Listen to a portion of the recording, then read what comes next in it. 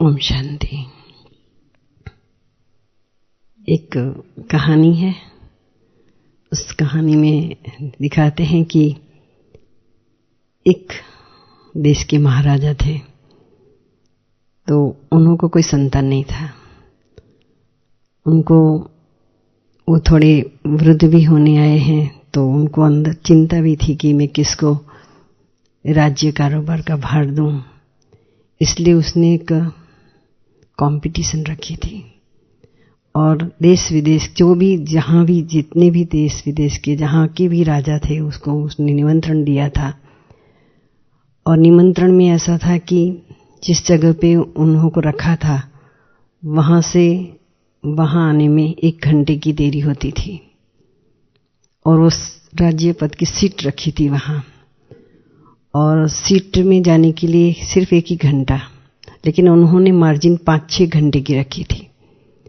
लेकिन 5-6 घंटे की जो मार्जिन रखी थी उसमें उसने सभी को ऐलान किया था कि 1 ही घंटे में अगर इस सीट को जो भी चाहे कोई भी हो, अगर वहां पहुंच जाता है तो राज्य पद के अधिकारी हो सकते हैं।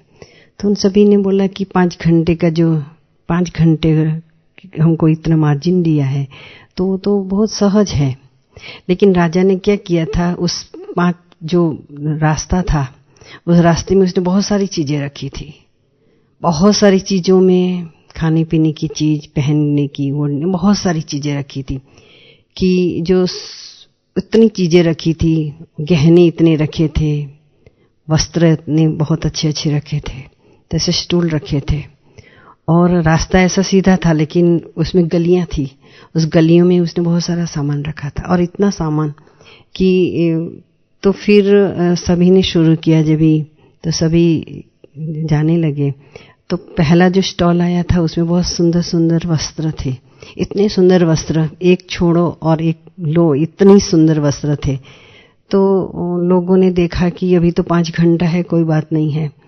तो धीरे धीरे देखते देखते देखते कोई वो बहुत सारे साधन सामग्री थी, बहुत अच्छे अच्छे वस्त्र थे, तो कोई उसमें रुल गए, कोई खाने पीने की चीजों में रुल गए, कोई गहने थे। उन्होंने बताया था जितना ले सकते वो भी ले सकते हैं आप, जितना चाहो उतना आप ले सकते हो, उसमें खुली छूट है। लेकिन सिर्फ कंडीशन ये है कि आपको 1 घंटे में यहाँ पहुंच जाना है, टाइम मुकर्रर था। तो सभी उसमें उलझ गए, तो इतने सारे उलझ गए सभी लेने में, क्योंकि कभी किसी ने इतना सुंदर इतना देखा नहीं था।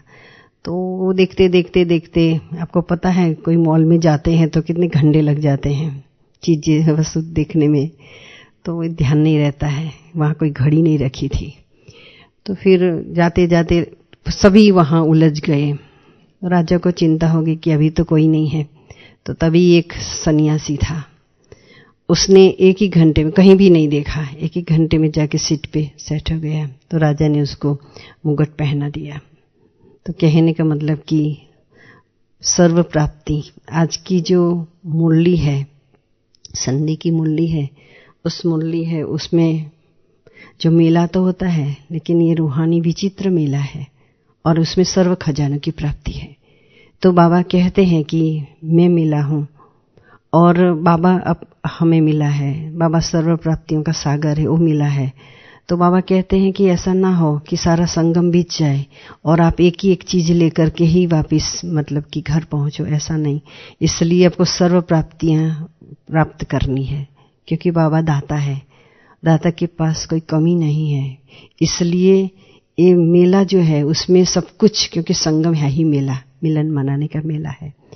तो ये मेला जो है उसमें विशेषता क्या है, तो ये रूहानी मेला है। उसमें बाबा कहते हैं कि जो मिलन मनाने के लिए आए हैं, सभी बच्चे जो भी मिलन मनाने आए हैं, तो वो कैसे आते हैं, क्या होता है, तो इतना दौड़ दौड़ के आते हैं। तो उस लगन होती है कि बाबा मिलेगा, और उसके लिए भी हमारी तड़पन होती है। सबको होता है कि हम आगे आगे जाएं, सीट हमको आगे मिल जाए। कोई भी सीट खाली होती है तुरंत वहां हम जाते हैं, तो ये लगन होती है। दूसरा है कि मिलन मनाना जो विचित्र मेला है उसमें विशेषताएं क्या है। सबसे पहली विशेषता है कि विचित्र मेला है। विचित्र मेला मतलब कि ऐसा मेला, जो भी मेले होते हैं उसमें सब कुछ दिखाई देता है, उस मेले में जो मिलने वाले और मिलन मनाने वाले दिखाई नहीं देते हैं। विचित्र माना जिसको बाबा का जो मिलन होता है आत्मा का आत्मा से मिलन है। दूसरा है कि विचित्र आत्माएं मीन्स शरीर नहीं है और विचित्र बाप से मिलती है। बाबा ने कई बार बताया है कि ये सागर और नदियों का मेला है, तो सागर भी नहीं दिखाई देता है, नदी भी नहीं दिखाई देती है, लेकिन कौन सी नदियां हैं? बाबा कहते जो भी आत्माएं हैं वो सब नदियां हैं और सागर एक बाप है। फिर ये जो परिवार है, जैसे वो उस मेले में बहुत सारे लोग होते हैं लेकिन किसी को अपना परिवार नहीं समझते हैं, लेकिन ये ईश्वरीय परिवार है। आपको मालूम होगा कि कोई भी व्यक्ति कहाँ भी आप जाओगे, कोई कितनी भी भीड़ में होंगे और उसने सफेद कपड़े भी पहने और बेज पहना है तो तुरंत आप मुस्कुराओगे, आपको तुरंत फीलिंग आएगी कि अपना परिवार का है। और ये मेला एक ही बार होता है, वो मेला तो बहुत बार होता है, ये मेला एक ही बार होता है। और एक ही बार जो मेला होता है उसमें बाबा कहते सर्व प्राप्तियां, संगम में एक ही बार जो मेला है उसमें बाबा सब कुछ दे करके जाता है। बाबा ने कहा मैं 3/4 सुख देता हूं। और आपको सभी, हम सभी को मालूम भी है कि अंतिम जो जन्म है हमारा कैसा है, कोई इतना खराब नहीं है, अच्छा है। तो इस हिसाब से हमारा फर्स्ट जन्म कितना अच्छा होगा। तो ये मेला एक ही बार मतलब कि होता है। लेकिन ये मेला कैसा है? ये मेला, वो मेले में तो कुछ खो भी जाता है, कुछ रुल भी जाते हैं, लेकिन ये मेला कैसा है? प्राप्तियों का मेला है। तो इस मेले में क्या क्या प्राप्तियां होती है? प्राप्तियां होती है, उसमें क्या क्या प्राप्तियां होती है? इस मेले में जैसे उस राजा ने खुला भंडार रखा था, वैसे बाबा ने भी खुला भंडार रखा है। और कैसा है? खुला खजाना है, क्योंकि बाबा दाता है। उसको ये ऐसा नहीं है कि फर्स्ट आया वो सब कुछ लेके जाएगा, नहीं, उसके पास इतना है, दाता की देन इतनी है कि हर कोई व्यक्ति जितना चाहे उतना वो ले सकता है। तो उसमें खर्च करने की भी बात नहीं है, उसके पैसा देने की भी बात नहीं है, लेकिन बात क्या है कि जितना चाहिए वो ले सकता है। दूसरा है कि हर मेले में लॉटरी होती है।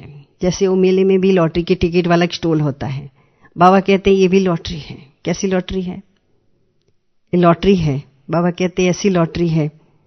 और इतनी लॉटरी ऐसी है जो उस लॉटरी में तो पहले पैसा खर्च करते हैं, उसके बाद लॉटरी की टिकट मिलती है और राह देखनी पड़ती है कि कब हमारा नंबर आएगा। उसमें भी किसी का नंबर आता है, किसी का नहीं आता है। लेकिन ये लॉटरी कैसी है? ये लॉटरी सबको मिलती है। इस मेले में लॉटरी है भाग्य की लकीर की लॉटरी है। और वो भाग्य की लकीर की लॉटरी में ऐसा भी नहीं है कि आप 20 साल से चलते हो, 40 साल से चलते हो, 60 साल से चलते हो, वो कंडीशन नहीं है। लेकिन ये भाग्य की लकीर कैसी है? बाबा ने कर्मरूपी, जो कर्मरूपी कर्म करने की जो विधि सिखाई है, श्रेष्ठ कर्म करने की जो विधि है, उसके ऊपर हमारी भाग्य की लकीर खींचने का आधार है। तो ये लकीर है। लॉटरी की लकीर कैसी है? यहां बताया है कि सेकंड में ले सकते हैं। वो लॉटरी लेने के लिए तो उस दुकान में जाना पड़ेगा, स्टूल ढूंढना पड़ेगा, ये तो सेकंड में लॉटरी की टिकट मिल सकती है। लेकिन इसमें बाबा ने कहा भाग्य की लकीर भी है। भाग्य की लकीर माना जितना चाहो उतनी लंबी लकीर खींच सकते हो। और ऐसा भी नहीं है कि उसने अभी लंबी लकीर खींच ली तो मैं क्या करूंगा, ऐसा भी नहीं है, अफसोस नहीं है। तो भाग्य की लकीर खींचने का कौन से किस द्वारा खींचेंगे? श्रेष्ठ कर्म है, लेकिन दृढ़ संकल्प। अगर आप में दृढ़ संकल्प है कि मुझे बहुत सारे सबसे आगे जाना है, तो अगर दृढ़ संकल्प है तो बाबा कहते हैं कि दृढ़ संकल्प जब करते हैं तो उसमें विजयी सफलता मिलती है। तो दृढ़ संकल्प द्वारा जितनी खींचनी चाहो उतनी लंबी भाग्य की लकीर खींच सकते हो। फिर इसमें सीट भी है। जैसे सीट होती है, कौन सी सीट है? राज्य पद पाने की सीट है। वो सीट ऐसी है कि जो भी व्यक्ति, जितने भी बाबा के बच्चे हैं, उस बाबा के बच्चों में से कोई भी बच्चा वो सीट ले सकता है। उसमें वर्तमान की बातें नहीं है कि वर्तमान में अगर कोई बहुत बड़ी सीट पर है वही फर्स्ट नंबर आएगा, ऐसा नहीं है। एक बार बाबा ने, जब भी बाबा के सामने बहुत सारे लोग आए थे तो दादी ने पूछा था, बाबा अब तक आपने 108 की माला तो दिखाया नहीं, क्योंकि कौन कौन है उसमें दिखाओ। बाबा ने बताया तो बाबा ने बोला कि नहीं, वो तो आपके जो दिखते हो, आपके दिल में जो भी है वो बाबा के दिल में नहीं है, और बाबा के दिल में जो है वो आपको मालूम भी नहीं होगा। तो इतना गुप्त है। ऐसा नहीं है कि ये मधुवन में जो रहते हैं या मधुवन सेंटरों में रहते हैं, या ऐसा नहीं है। बाबा ने कहा इतने सारे करोड़ों, आपने कभी किसी को देखा भी नहीं, उसका भी नंबर आ सकता है। तो बाबा के लिस्ट में बाबा पूरे विश्व को देखता है, और पूरे विश्व को देखते हुए नंबर देता है। 2 सीट तो कौन ले सकता है? तो बाबा ने कहा कि जन्म जन्म के विश्व की राजाई सीट लेने के लिए जितनी बड़ी सीट, वो सीट चाहिए तो वो भी ले सकते हैं, लेकिन उसमें गोल्डन चांस है। गोल्डन चांस क्या है? कि सभी व्यक्ति, कोई भी व्यक्ति उस गोल्डन चांस का अधिकारी हो सकता है। तो उस गोल्डन चांस है, गोल्डन चांस क्या है? गोल्डन चांस है दिल से कहो। क्या कहो? मेरा बाबा। दिल से कहो मेरा बाबा, तो अब दिल तक तो नशीन बन जाएंगे। तो एक बार कहने से नहीं, लेकिन सारे दिन में अनुभव हमको हो। ऐसा नहीं ऊपर ऊपर से बोल दो मेरा बाबा, नहीं, दिल से अगर निकलता है, जितनी बार निकलता है, बाबा कहते उतनी हम दिल तक तो नशीन बनते हैं।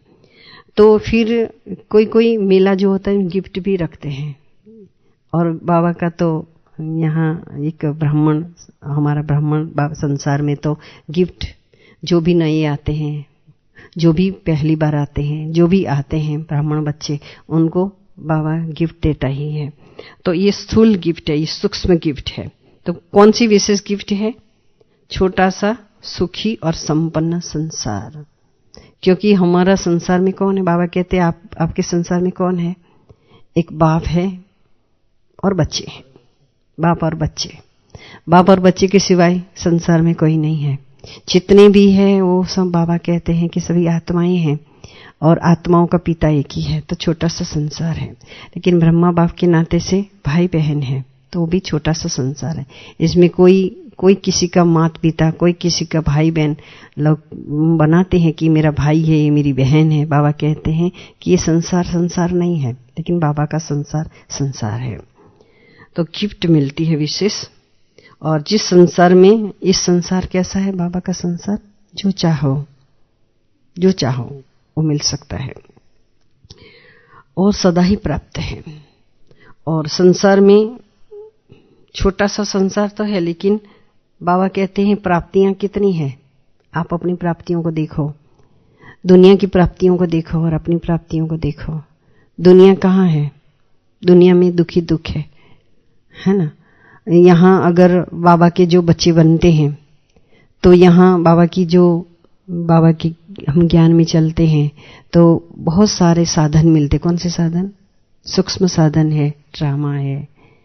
फिर बाबा ने हमको जन्म जन्म की कहानी सुनाई है कि आप क्या बनने वाले हो, आपका भविष्य क्या है। तो हम अपने को देखते हैं और दुनिया को देखते हैं। दुनिया वालों के पास इतने सारे साधन हैं, तो साधन होते हुए भी दुखी है।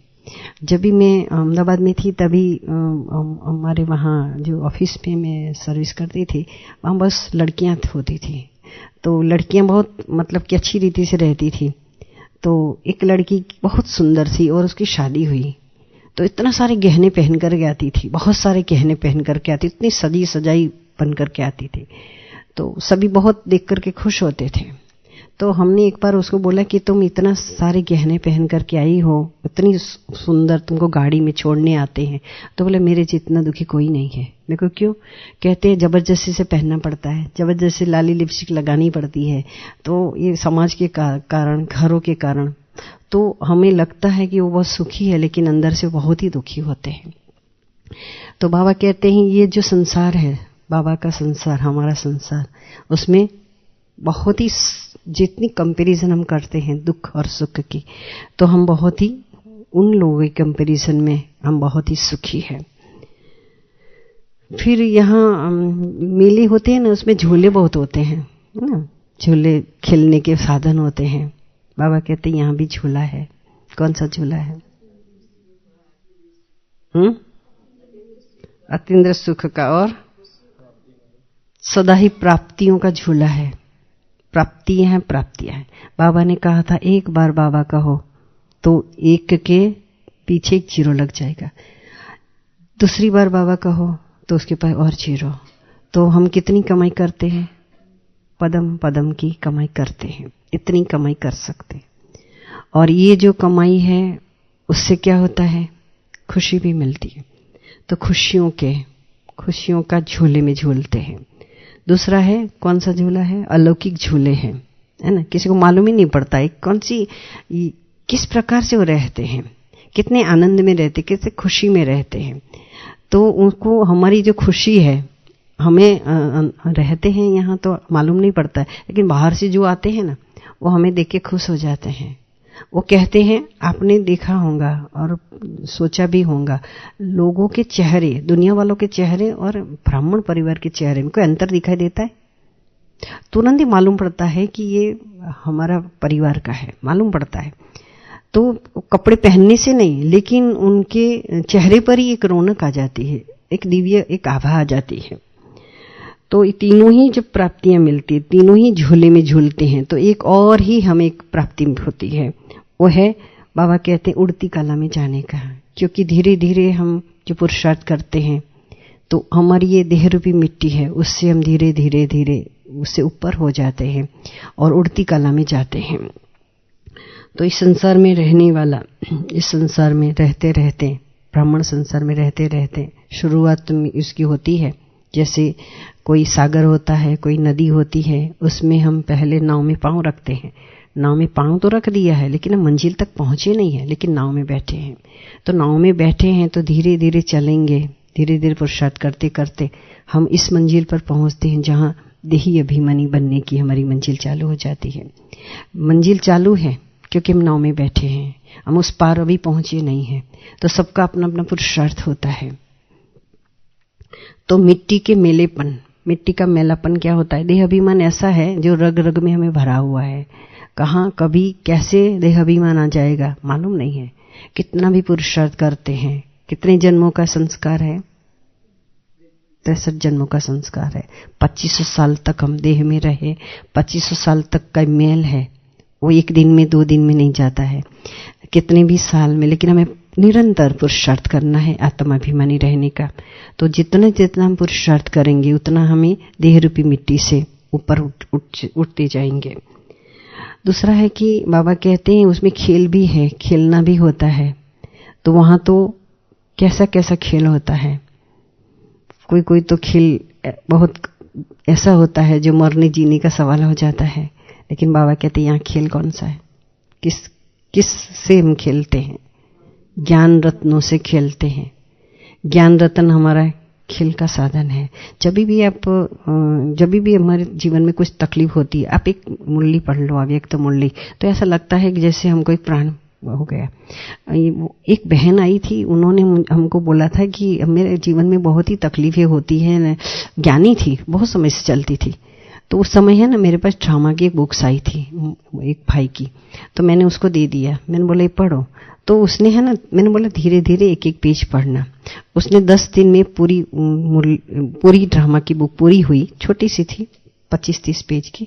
तो उसके बाद उसके ऊपर रौनक आ गई। मैंने बोला क्या हो गया? बोला बाबा ने कितना कितना समझाया है। तो बाबा ने जो समझाए, ड्रामा की पॉइंट्स समझाई है कि वो ड्रामा कैसा है। ड्रामा बाबा को पसंद है तो हमको भी पसंद होना चाहिए। और ड्रामा कैसा है? वो ड्रामा कल्याणकारी है, अकल्याणकारी हो ही नहीं सकता। हमने इतने जन्मों में जो भी किया है, जो भी कर्म किया है, उस कर्मों का बाबा ने हमें फल दिया है। और खुशी इतनी होनी चाहिए। बाबा कहते हैं, हमने देखा था कि खुशी, ज्ञान मिलने से खुशी कितनी होती है, क्योंकि हमारा हिसाब किताब चुकतू होता है। आपने देखा होगा कि एक संजय भाई था जो उसको हॉस्पिटल में एडमिट किया था, उसको कैंसर हो गया था। तो उसके जबान में से, उसके मुख में से हमेशा बाबा बाबा बाबा बाबा। तो लोगों को लगता था, हमको भी लगा कि इतना उसको कितनी तकलीफें हैं, तो भी वो बाबा को भूलता नहीं है। और खुशी खुशी क्यों ऐसा हुआ? उसको दर्द की महसूस जरा भी नहीं थी, जरा भी नहीं थी, जरा भी नहीं, उसको महसूस नहीं होती थी। फैल गया था। हाँ, लेकिन उसने, क्योंकि वो खुशी उसको मालूम था कि मेरा हिसाब किताब चुकत हो रहा है, जितना जितना चुकत होगा उतना उतना मैं मतलब कि खुशी में रहता था। तो खुशी ऐसी है जो कितने भी कर्म भोग हो, सूली जो होती है उसको कांटा बना देती है। मतलब इतना खुशी का हमारे पर प्रभाव, तो बाबा का ज्ञान का प्रभाव। तो ज्ञान रत्नों से खेलना माना कि हमेशा हमको यहाँ होमवर्क देते हैं, कुछ भी देते हैं तो कहते हैं कि मंथन करो, विचार सागर मंथन करो। बाबा की हर मुरली में होमवर्क आता है। बाबा की हर मुरली में हमको बताता आपको ऐसी बातें मेरे से करनी चाहिए। बातें कैसे करना वो भी बाबा हमको बताते हैं। बाबा से कैसे कैसे मतलब क्या क्या संबंध निभाना वो भी बाबा बताता है। तो हर प्रकार की बातें हमको सिखाते हैं। तो बाबा कहते हैं कि खेलते कैसे हैं, सदा ज्ञान रत्नों से खेलना है। लेकिन यहाँ बाबा के जो भी हम आए हैं यहाँ, तो सबको अनुभव होता है। अनुभव के बिना 20 साल 30 साल 40 साल चल नहीं सकते हैं लोग, चल सकते। तो अनुभव हर एक को अपना अपना एक अनुभव होता है। जब भी कोई परिस्थिति आती है तो बाबा को याद करते हैं, परिस्थिति धीरे धीरे कम हो जाती है परिस्थिति का, फिर वो परिस्थिति पार कर लेते हैं। तब सोचते हैं कि इतनी बड़ी परीक्षा मैंने पास कर ली, कैसे पास कर ली। बहुत बाबा के ज्ञान में जो भी बच्चे आते हैं, कोई भी बाबा का बच्चा बिना एग्जाम नहीं हो सकती है कि एग्जाम होती ही है, छोटी मोटी एग्जाम आती है और ये एग्जाम अनुभव करते करते आगे बढ़ जाते हैं। तो यहाँ अनुभव है, किसका अनुभव है? बाबा का साथ का अनुभव।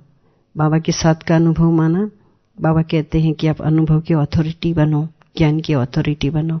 तो बाबा के साथ का जो अनुभव होता है, हमने माताओं को देखा है, वो जैसे भोजन बनाती है तो बाबा बाबा बाबा बाबा करती है।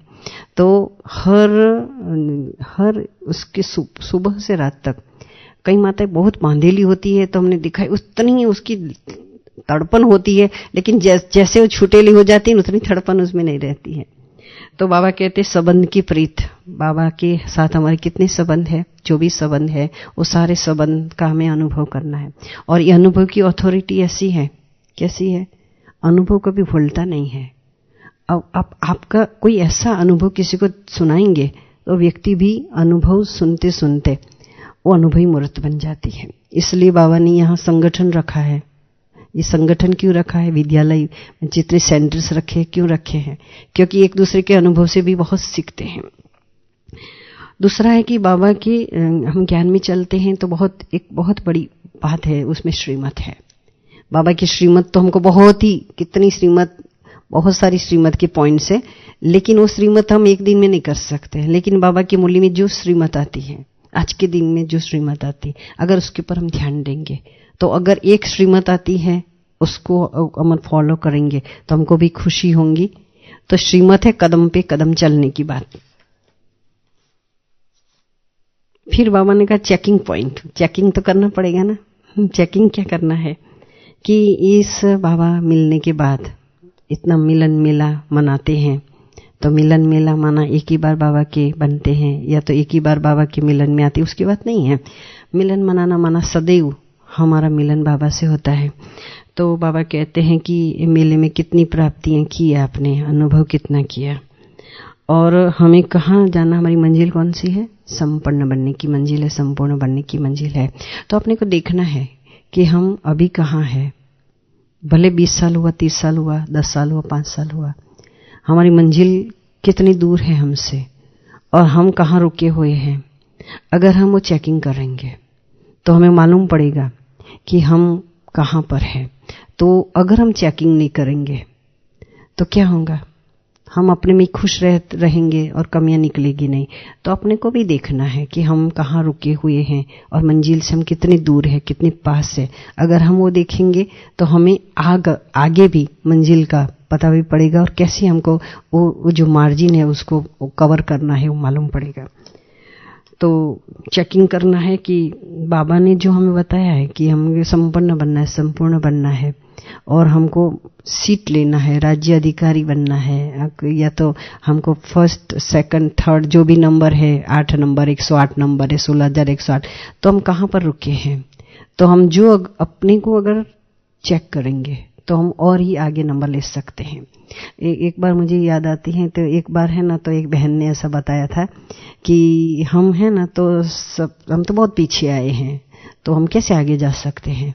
तो उन्होंने बताया हम ऐसा करते हैं कि जो भी हमारे आसपास आते हैं उसको हम देखते हैं कि अगर उसने गलती की तो हम वो गलती नहीं करेंगे, क्योंकि उसने गलती की तो उसका नंबर हमारे से पीछे हो गया। इसलिए हम है ना जो भी गलतियां करते हैं वो नहीं करेंगे, तो हम उसके लिस्ट में आगे जाएंगे। तो हम सबकी गलती देखते और हम नहीं करते, लेकिन हम सबकी विशेषता भी देखते हैं कि गलती एक होती है, विशेषता बहुत होती है, लेकिन हमारा ध्यान कहाँ जाता है। 100 उसने अच्छा काम किया लेकिन एक अच्छा काम नहीं हुआ है, तो हमारा ध्यान उसमें जाता है, क्योंकि 63 जन्म के संस्कार हमारे पर काम करते हैं। बाबा कहते हैं कि फिर बाबा ने जो मुलाकात की है वो टीचर्स से मुलाकात की है बाबा ने। तो टीचर्स को क्या कहा, बैलेंस रखने का। तो अगर बैलेंस रखेंगे तो क्या होगा, ज्ञान और योग में बैलेंस रखेंगे तो ब्लेसिंग मिलेंगी। लेकिन ब्लेसिंग मिलेंगी, लेकिन बाबा कहते हैं कि अगर बैलेंस नहीं है तो वरदान भी नहीं मिलेगा। बैलेंस होगा तो वरदान मिलेगा, और वरदान मिलेगा तो क्या होगा, वरदान मिलेगा तो वरदान कितना, किसी का वरदान मिल गया तो उसको मेहनत करने की जरूरत नहीं है। तो बाबा कहते हैं कि बैलेंस, हर कर्म में बैलेंस रखो। सेवा का हो, योग का, ज्ञान योग का, हर प्रकार का बैलेंस बाबा ने बताया, वो सब बैलेंस रखो। दूसरा है कि बाबा ने उसको कहा कि क्योंकि टीचर्स और जो भी बाबा के बच्चे हैं, बाबा के बच्चे सभी टीचर्स हैं। क्यों टीचर्स है, क्योंकि वो कहीं भी जाते हैं तो किसी न किसी को ज्ञान देते ही हैं। तो ऐसा नहीं कि सेंटर्स में रहते हैं वही मतलब कि सुना सकते, सब सुना सकते हैं। बाबा ने तो खुली छुट्टी दी है ना कि भाई मंदिरों में जाओ, ट्रेन में जाओ, बाबा ने कितनी बातें बताते हैं। तो जो भी, तो सदा एक भाव और एक स्थिति बहुत बड़ी बात है। छोटी छोटी बातों में हमारी स्थिति ऊपर नीचे हो जाती है। तो अगर स्थिति पर हम ध्यान देते हैं कि सुबह में अमृत वेले जब उठते हैं तो अमृत वेले से हम एक निश्चय कर ले कि आज मुझे कहीं भी डिस्टर्ब नहीं होना है, कुछ भी हो जाए। तो अगर हमने निश्चय कर लिया ना तो उसमें एक्सीडेंट तो होंगे लेकिन कम होंगे, धक्के तो लगेंगे क्योंकि संस्कार काम तो करते हैं, लेकिन हमको मालूम रहेगा कि अरे मैंने तो ये संकल्प किया था, क्या हो गया। तो दूसरे दिन और ज्यादा ध्यान रखेंगे तो हमारा एक्सीडेंट कम होगा। तो एक्सीडेंट बहुत जो होता है तो क्या होता है, गाड़ी कैसी हो जाती, तो ये आत्मा भी गाड़ी भी उसमें भी बहुत नुकसान होता है। तो सदा एक बात, एक स्थिति और एक मत होकर चलना। अगर जहां एक मत होगा वहां ही वो सफलता मिलती है। एक ऐसा बोलता है, एक दूसरा ऐसा बोलता है, तो उस सफलता नहीं, कितना भी बड़ा काम हो, लेकिन अगर एक मत होकर के चलते हैं तो इसमें सफलता मिलती है। बाबा ने टीचर्स के बताया था। फिर बाबा ने ये भी बताया कि टीचर्स को आजकल है ना बहुत सारा कार्य भी होता है, बहुत सारी बातें भी होती है। तो उनके लिए कहा था कि आपको क्या करना, हल्का रहना है। हल्का रहेंगे, लाइट रहेंगे तो हर काम सहज हो जाएगा। फिर बाबा की जो पार्टियों से मुलाकात थी उसमें बाबा ने बताया संगम की विशेषता बताई। संगम की विशेषता बहुत श्रेष्ठ बच्चे हम हैं, बाबा के बच्चे बन गए, श्रेष्ठ युग है। तो हमें सदा स्मृति रहनी है कि हम संगम युग की श्रेष्ठ ब्राह्मण हैं। फिर बाबा ने बताया कि पुरुषोत्तम युग में हम हैं। पुरुषोत्तम युग में आप किसी को भी पुरुषोत्तम युग की बात बताएंगे तो किसी को मालूम ही नहीं, कितने बड़े बड़े विद्वान हो, पुरुषोत्तम युग क्या है मालूम नहीं है उनको, मतलब कि यथार्थ रीति से मालूम नहीं है। तो बाबा कहते हैं कि हमें नशा होना चाहिए कि हम पुरुषोत्तम युग के पुरुषोत्तम बनने वाले बच्चे हैं। फिर बाबा ने, मैंने पहले भी बताया कि हमको साक्षी होकर देखना है। क्या देखना है, जो भी कोई कर्म कर रहा है तो हमें उसमें उसकी एक्शन देख करके उलझना नहीं है। हमें क्या करना है, साक्षी होकर के देखना है। लेकिन जहां नुकसान होता है वहां साक्षी होकर देखने की बात नहीं है, हर जगह पे ऐसी प्रकार की बातें नहीं। लेकिन साक्षी इसलिए कि कोई आगे जा रहा है, पीछे जा रहा है, या कहीं भी कुछ भी हो रहा है, हमारा कंसल्ट ही नहीं है, तो हमें उसको कुछ भी करने की जरूरत नहीं, साक्षी होकर देखना है। फिर बाबा ने मुरली में कहा था, एक बात याद रखनी है, सदा यही याद रखो कि बाबा हमेशा कहता है जो पाना था सो पा लिया, जो पाना था सो पा लिया, अभी कुछ बाकी नहीं है। इसलिए हमारे बाबा हमेशा कहता है अभी हमारे पास टाइम इतना है नहीं। आपको मालूम होगा, आप तो बाहर की दुनिया में रहते हो तो आपको पता होगा कि कितना टाइम है। कितना नाजुक समय चल रहा है, कभी क्या भी हो जाए वो भी मालूम नहीं है, हमारे शरीर का भरोसा नहीं है। कल अभी यहाँ जो भी स्थिति में हम बैठे हैं, जो भी हालत है हमारी है, घर की है, कहाँ की भी है, उस हालत में ही हमको आगे नंबर लेना है। ऐसा नहीं कि हमारे शरीर में आज थोड़ा बुखार है तो मैं ऐसा करूं, अच्छा हो जाऊंगा तो मैं पुरुषार्थ करूंगा, नहीं, जो स्थिति में जैसे हैं, क्योंकि कल आयु जैसे बढ़ जाएगी वैसे हम कब कर सके नहीं कर सके क्या पता। तो हमारे अभी वर्तमान ही हमारे लिए सब कुछ है। तो पा लिया, जो प्राप्ति चाहिए वो अभी ही करने का टाइम है। दूसरा है कि अनुभव की अथॉरिटी, जितनी जितनी बातें हमारे सामने आती है, पास्ट की बातें भी आती है, पास्ट की दुखदायक बातें बहुत याद रहती हैं, तो पास्ट की बातों को हमें क्या करना है, उसका लेसन लेकर के सीखना, अनुभवी। इस यज्ञ में हमने देखा है कि कितने अनुभवी हो जाते हैं, उसका अनुभव से हम सीखते हैं, क्योंकि अनुभव की अथॉरिटी होती है, वैसी अथॉरिटी है, उस अथॉरिटी के आगे कोई भी अथॉरिटी काम नहीं करती है। अनुभव की अथॉरिटी, कितना भी ज्ञान सुना लो आप, लेकिन अनुभव नहीं है तो अनुभव के बिना तो व्यक्ति, अनुभव ऐसा है कि जैसे भोजन बनाते हैं, उसमें आपने देखो कोई व्यक्ति को कितनी भी रेसिपी की बुक दे दो, लेकिन वो सालों से बनाते हैं, उसका और उसका अंतर होता है ना। कोई व्यक्ति कितना भी स्मार्ट हो, कितना भी अच्छा हो गाड़ी चलाने के लिए, 1 साल से सीखा है, लेकिन 50 साल से जो गाड़ी चलाता है उसमें और उसमें कोई अंतर होता है। तो अनुभव की अथॉरिटी बनो।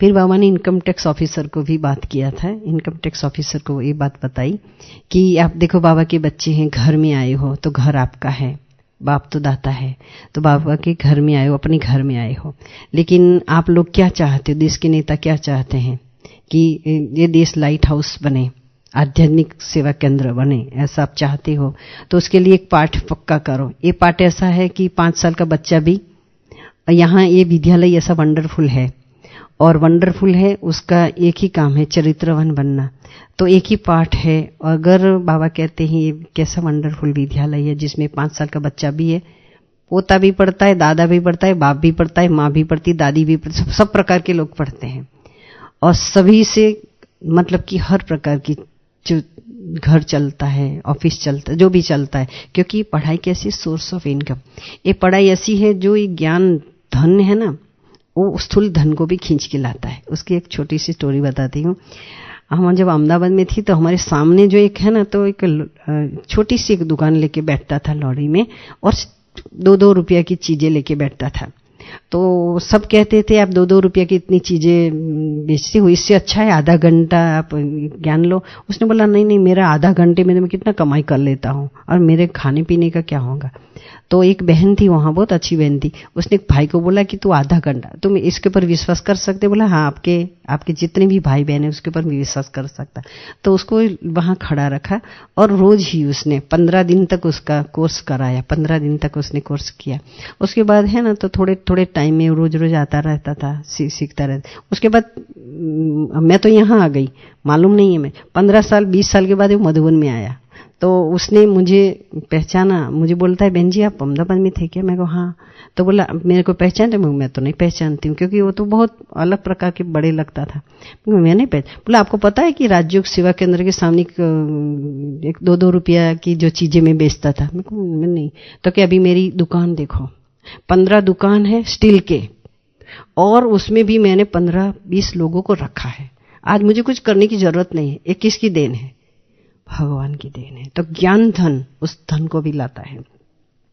तो बाबा ने फिर राजस्थान की भी बात की है। राजस्थान में जो रहते हैं, तो आपका हेड क्वार्टर देखो राजस्थान में है, और राजस्थान में तो राजाएं होते हैं। बाबा ने बोला तो आप तो हीरे हो ही, लेकिन कितने हीरे यहाँ लाए हो?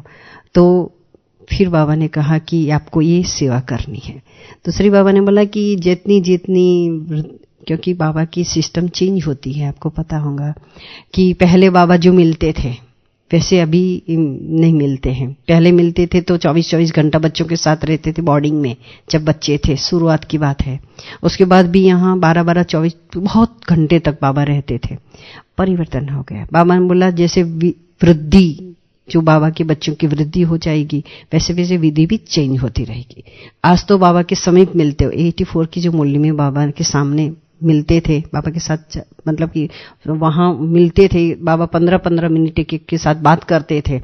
तो बाबा ने फिर बोला कि जैसे विधि वृद्धि होंगी, विधि चेंज हो जाएगी, उसके बाद तो दर्शन मात्र रह जाएंगे। दर्शन मात्र माना अभी हम देखते हैं, किसी वीडियो देखते हैं तो वीडियो देखते, और वो लोगों ने जिन्होंने इतना पाया है उनका अनुभव और अभी जो वीडियो में देखता है उसका अनुभव, कुछ अंतर तो होगा ना, उतना समीप का अनुभव। तो बाबा ने राजस्थान के लिए भी ये बात बताई और फिर बाबा ने बताया कि माया के झूले में नहीं झूलना है। माया के झूले में झूलते हैं तो क्या होता है, माया के झूले में झूलना माना सो जाना नहीं है। चलो आज नहीं कल है, इतना काम है, अभी कुछ नहीं करना है, क्लास में नहीं जाना है, अभी वीडियो ये अभी तो मोबाइल पर मूल्य आती है, सुन लो, इसमें क्या अंतर पड़ता है। ये जो हमारे संकल्प होते हैं ना, वो हमको माया के झूले में झुलाते, अपने को हम समझा लेते हैं, समझौता कर लेते हैं। बाबा कहते संगम युग में अपने से ऐसे समझौता नहीं करना जो हमारे भाग्य पे लकीर लग जाए। इसलिए हमें अपने भाग्य को बनाना है। तो भाग्य बनाने के लिए क्या करना चाहिए, बाबा जो हमको कह रहा है उसकी श्रीमत होती है। और आज भी हमने बताया कि श्रीमत तो बहुत होती है, लेकिन बाबा की श्रीमत जो रोज मुरली में आती है, जो रोज मुरली में आती है उसमें बहुत नहीं होती, 1 या 2 ही होती है। उसको अगर हम फॉलो करेंगे, 4 पेज की मुरली को भी एक तरफ रख करके जो बाबा ने कहा है वही हम, एक ही बाबा का एक ही महावाक्य को पकड़ करके हम अगर उसको फॉलो करेंगे तो भी हम संपन्न बन जाएंगे। ओम शांति।